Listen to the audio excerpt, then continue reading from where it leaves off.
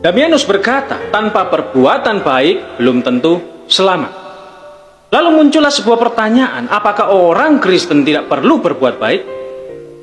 Oke, saya katakan di viti saya yang sebelumnya bahwa syarat daripada keselamatan itu hanyalah iman saja. Kalau syarat keselamatan daripada orang Kristen itu hanyalah iman saja, lalu apakah orang Kristen tidak perlu berbuat baik? Pertama-tama yang menjadi pertanyaan di sini adalah berbuat baiknya itu untuk apa dulu? Kalau berbuat baiknya tujuannya untuk selamat atau masuk surga, maka memang kekristenan tidak perlu berbuat baik. Karena seluruh perbuatan baik itu tidak bisa menebus satu dosa manapun.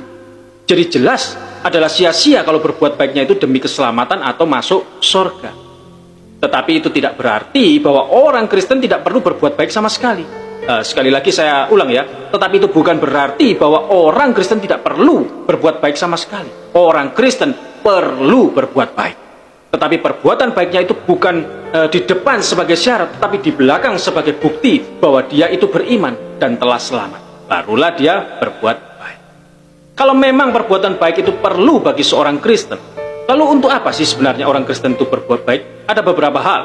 Yang pertama, perbuatan baik itu sebagai wujud bahwa dia itu sudah sungguh-sungguh beriman. Iman itu adalah sesuatu yang abstrak, tidak kelihatan. Dan iman itu baru kelihatan melalui perbuatan-perbuatan baik.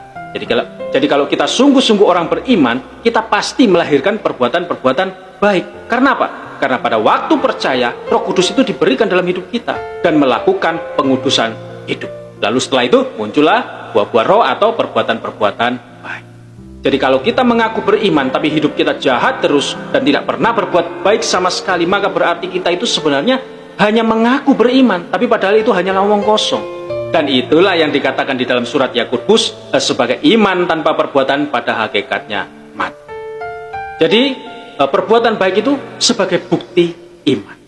Itu yang pertama. Kemudian yang kedua, perbuatan baik itu sebagai wujud syukur kita kepada Tuhan. Karena apa? Karena Tuhan sudah menyelamatkan kita bukan melalui perbuatan baik, melainkan hanya semata-mata karena anugerah Tuhan melalui pengorbanan Yesus Kristus. Dan sebagai syukur itu maka kita berbuat baik. Kita berbuat baik bukan karena supaya kita selamat, tapi kita berbuat baik itu karena kita sudah diselamatkan. Lalu sekarang kita berterima kasih kepada Tuhan dengan cara apa? Dengan cara rajin berbuat baik.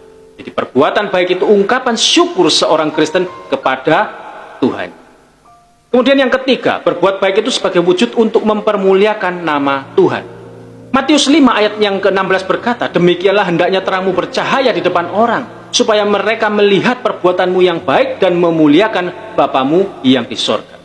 Perhatikan kata-kata melihat perbuatanmu yang baik dan memuliakan Bapamu yang di sorga. Berarti jelas bahwa berbuat baik itu memuliakan Bapa di sorga. Kalau kita orang beriman, lalu hidup kita itu jahat terus, lalu kemudian orang akan bilang, orang ini beriman, siapa Tuhannya sih kok modelnya seperti itu? Iya kan?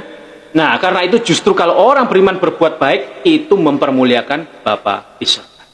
Itulah fungsi perbuatan baik di dalam kekristenan. Jadi berbuat baik itu bukan untuk selamat atau sebagai salah satu syarat untuk mendapatkan keselamatan. Bukan. Kalau mau selamat, saudara cukup beriman atau percaya saja kepada Tuhan Yesus Kristus dengan benar dan sungguh-sungguh. Itu saja. Oke?